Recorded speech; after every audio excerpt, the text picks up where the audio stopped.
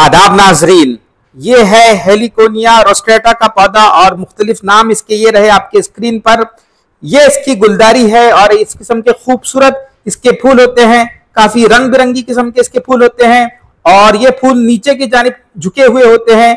और इन फूलों का बारीकी से मुआयना और मुशाहिदा कीजिए तो इसका जो सबसे अहम इस्तेमाल है वो हिंदुस्तान में और पूरी दुनिया में जो है वो सांप के कांटे की दवा के तौर पर किया जाता है। काफी मशहूर है ये इस मामले में।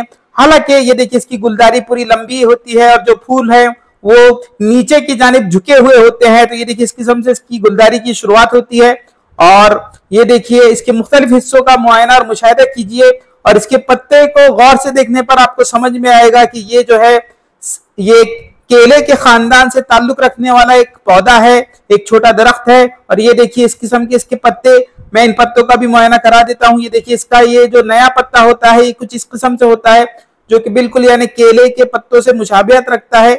और जो पुराना पत्ता है वो भी बताऊंगा, लेकिन सबसे अहम इसका जो इस्तेमालात है वो समझ लीजिए।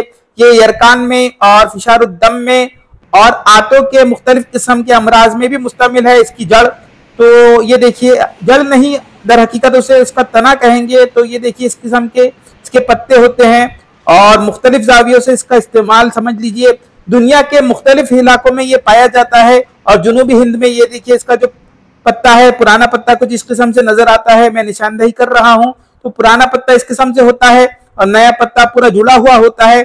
और इसका सबसे अहम इस्तेमाल जो है वो सांप के कांटे पर है।